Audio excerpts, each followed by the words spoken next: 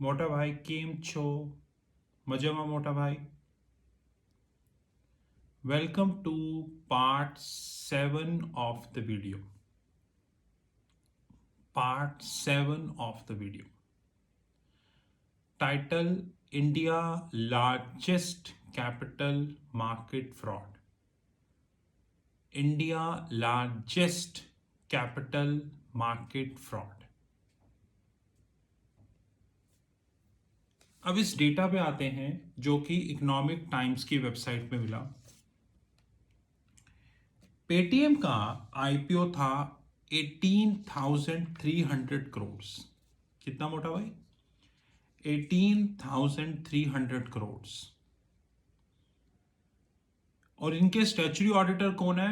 पीडब्ल्यूसी, सत्यम वाले।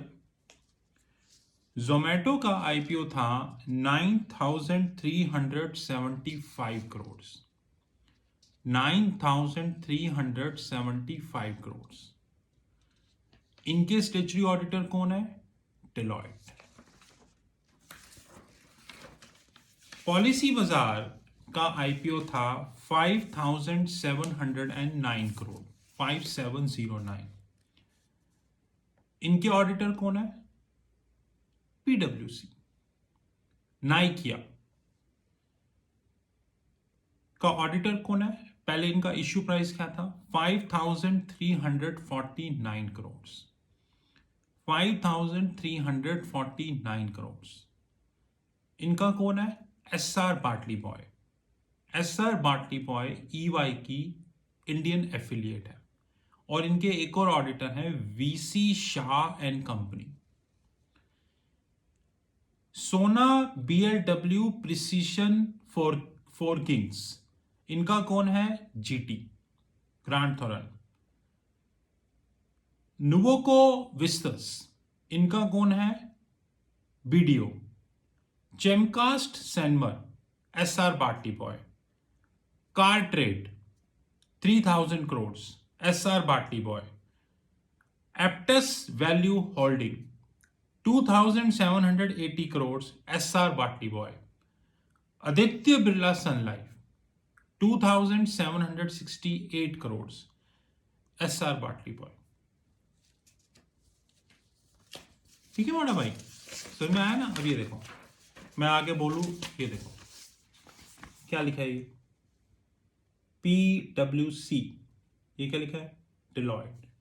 पीडब्ल्यूसी डेलॉयट। अब पेटीएम की किताबों में 12,500 करोड़ का जो रिटेन्ड अर्निंग्स हैं माइनस जो म्यूचुअल फंड उन्होंने बेच दिए, जो कैश पोजीशन उनकी कम हो गई, उसकी रिस्पॉन्सिबिलिटी किसकी है? रेगुलेटर की, मीडिया की, या ऑडिटर की? उसकी सबसे पहली रिस्पॉन्सिबिलिटी है ऑडिटर की, क्योंकि कोई भी इन्वेस्टर जो कि किसी लिस्टेड कंपनी में पैसा लगाता है, वो उस ऑडिटर की ऑडिट रिपोर्ट देखकर पैसा लगाता है। बट क्या आपने एक बार भी पीडब्ल्यूसी को ये बोलते हुए सुना कि रिटेन्ड अर्निंग्स माइनस 12,500 करोड़ है? सुना? नहीं सुना, ना ही आप सुनोगे। और ये बात पीडब्ल्यूसी पे एप्लीकेबल नहीं होती, ये बात डेलॉयट पे एप्लीकेबल होती है। ये बात पॉलिसी बाजार के पीडब्ल्यूसी पे एप्लीकेबल होती है। ये बात नाइकिया के एसआर बाटली बॉय पे एप्लीकेबल होती है। इसमें सबसे इंटरेस्टिंग फैक्ट यह आता मोटा भाई कि पेटीएम, जोमेटो की किताबों में इंटरनेशनल सब्सिडरीज भी हैं। इंडिया में तो है ही, इंटरनेशनल सब्सिडरीज भी हैं। तो वो लॉस मेकिंग कंपनीज कैसे बन गई, कैसे बन गई, इसका भी डेटा मेरे पास है।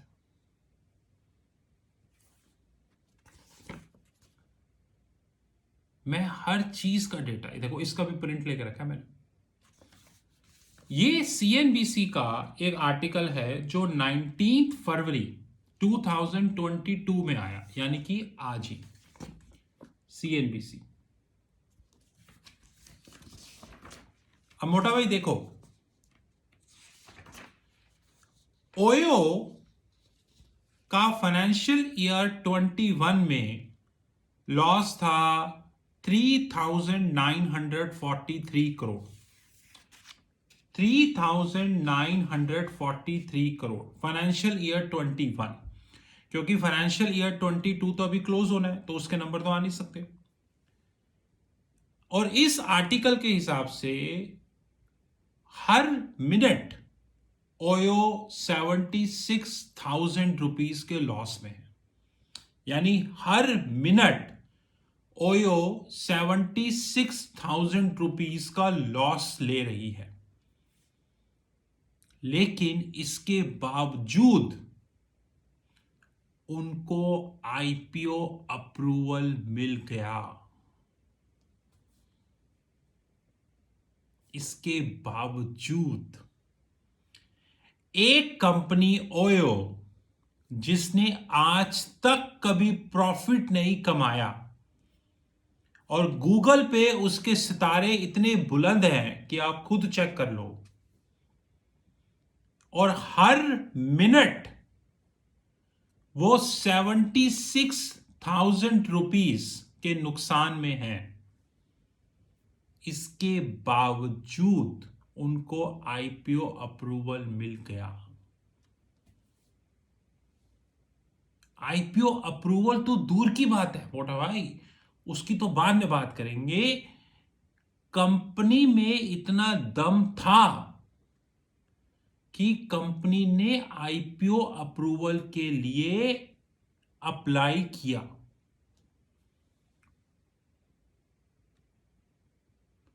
इसका मतलब कंपनी को पता था, रितेश अग्रवाल को पता था कि आईपीओ अप्रूवल मिलेगा। क्योंकि अब मेरी बात करो, मेरे को ड्राइविंग नहीं आती, सबको पता है।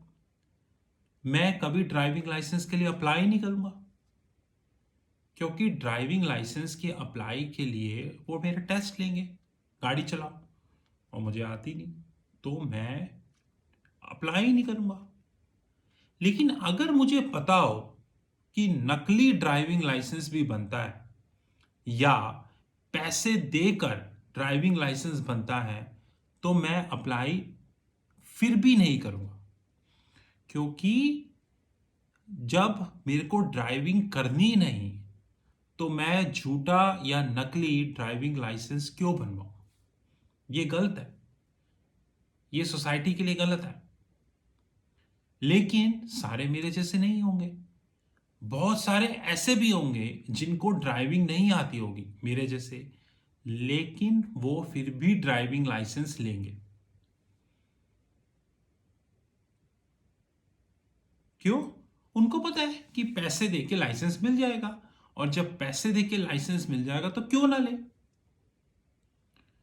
तो आईपीओ अप्रूवल तो दूर की बात है, पहले तो सबसे बड़ा क्वेश्चन आज ये है कि आईपीओ अप्रूवल कैसे मिल गया, जब वो कंपनी ने आज तक कभी प्रॉफिट नहीं कमाया, उस कंपनी ने इतने सारे बंदे निकाल दिए, उस कंपनी का सिर्फ फाइनेंशियल ईयर 21 में 3,943 करोड़ का नुकसान है, उसके बावजूद आईपीओ अप्रूवल मिल गया। तो इसके बाद अगर ओयो टूटा, इन्वेस्टर का पैसा डूबा, तो कौन रिस्पॉन्सिबल है? ऑडिटर? मीडिया या रेगुलेटर? इस पे कभी विचार कीजिएगा। ऑडिटर, मीडिया या रेगुलेटर? सबसे पहली रिस्पॉन्सिबिलिटी है ऑडिटर की, क्योंकि ऑडिटर को इन्वेस्टर्स को वार्न करना चाहिए कि ये क्या हो रहा है।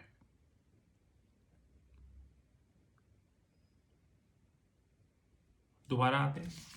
स्विगी फाइनेंशियल ईयर 21 में इनका 1314 करोड़ यानी 1314 करोड़ का नुकसान हुआ, जो कि near about 26,000 rupees per minute, यानी स्विगी हर मिनट 26,000 रुपीज लॉस में है। ये मैं नहीं बोल रहा हूं,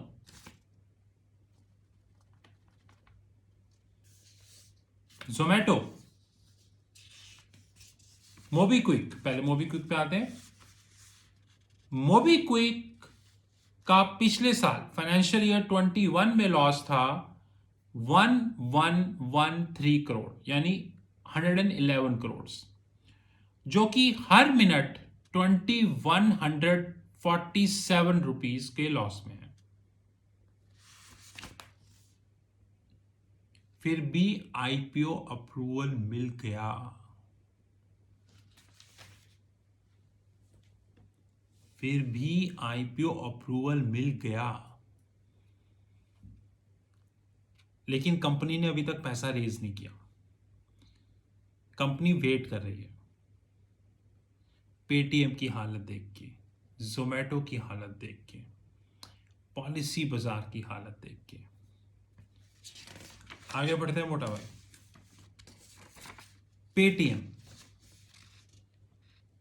पेटीएम का दिसंबर क्वार्टर में लॉस था 778 करोड़। तो अगर मैं जून क्वार्टर की बात करूं, सितंबर क्वार्टर की बात करूं और दिसंबर क्वार्टर की बात करूं, तो तीनों मिला के 1600 करोड़ का लॉस है। बट एनीवेज मोटा भाई, इस डेटा के हिसाब से दिसंबर क्वार्टर में कंपनी का 778 करोड़ का नुकसान था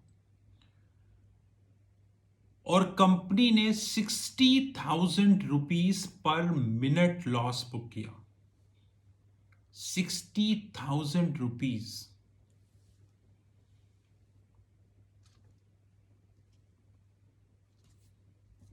पेटीएम का ऑडिटर कौन है? पीडब्ल्यूसी। अभी तक आपने पीडब्ल्यूसी की कोई स्टेटमेंट नहीं देखी होगी मोटा भाई, जिसमें पीडब्ल्यूसी ने यह बोल दिया हो कि हां, समझ गए ना? ये देखो डेटा, ये सारी चीजें रिसर्च करनी पड़ती है मोटा भाई। रिसर्च करके डेटा को ढूंढना पड़ता है, फिर डेटा को एनालिसिस करनी पड़ती है। एनालिसिस के बाद कहीं जाके हमें एक फैक्ट मिलता है और उस फैक्ट को हमें प्रेजेंट करना पड़ता है। ये देखो पॉलिसी बाजार। पॉलिसी बाजार ने दिसंबर क्वार्टर में जो भी चला गया 298 करोड़ का नुकसान लिया। 298 करोड़ यानी 300 करोड़ ही हो गए, जो कि हर मिनट नियर अबाउट 23,000 रुपीज है। यानी कि हर मिनट पॉलिसी बाजार 23,000 रुपीज के लॉस में है। और पॉलिसी बाजार का ऑडिटर कौन है? पीडब्ल्यूसी।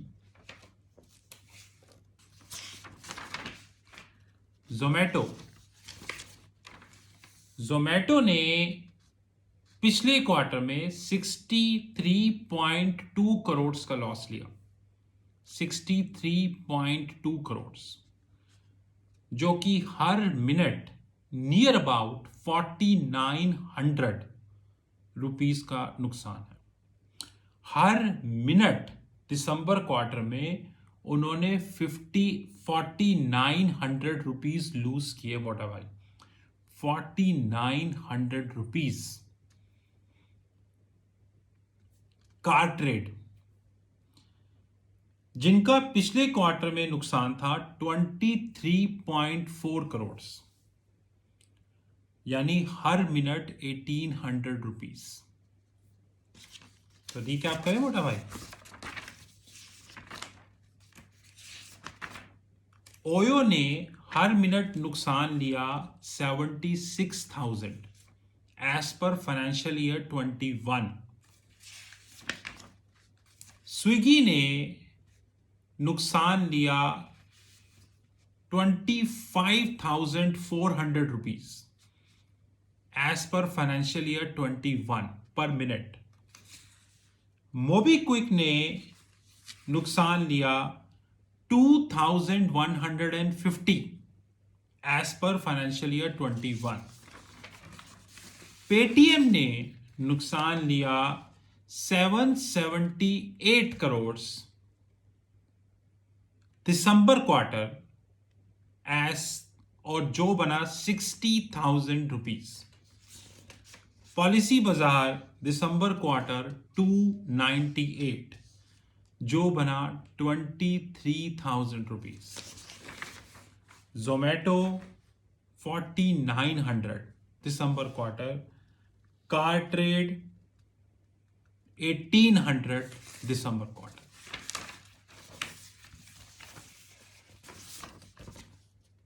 ये देखिए मोटा,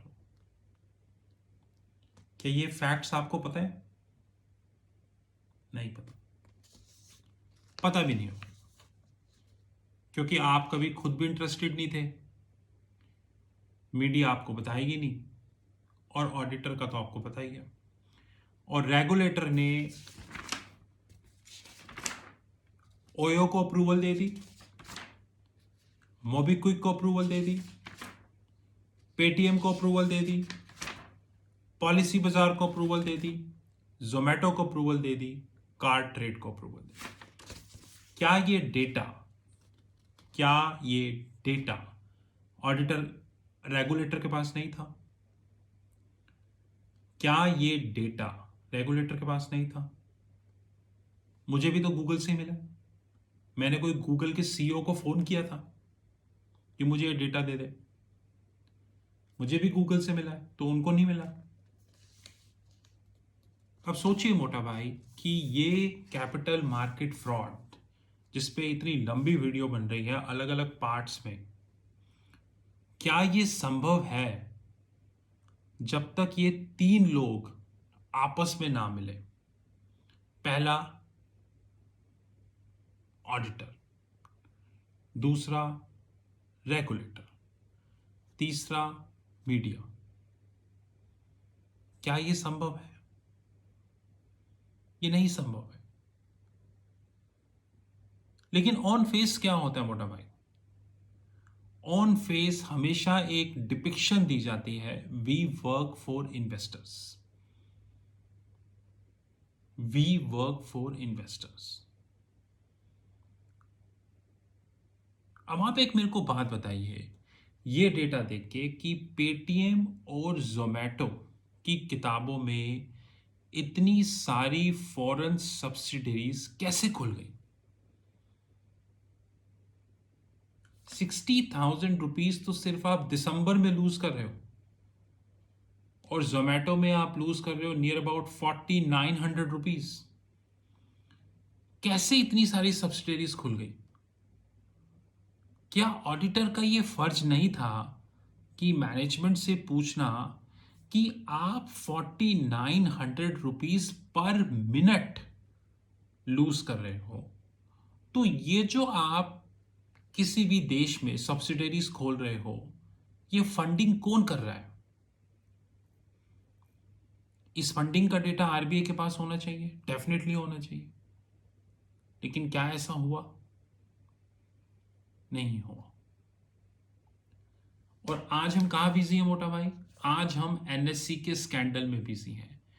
एनएससी का स्कैंडल का रियल इशू कोई और है और बना दिया गया कुछ और है। उस पर भी मैं डिटेल पे बात करूंगा धीरे धीरे। एनएससी का रियल इश्यू कुछ और है और बना दिया कुछ और है। केम छो मोटा भाई, सब ठीक है? बिल्कुल घबराना नहीं, घबराने की कोई जरूरत नहीं मोटा भाई, ठीक है? और अगर पीडब्ल्यूसी, डिलॉयट, ईवाई और केपीएमजी को सुन के ऑफेंड हुआ हो तो मेरा नंबर 9899242978, 9899242978।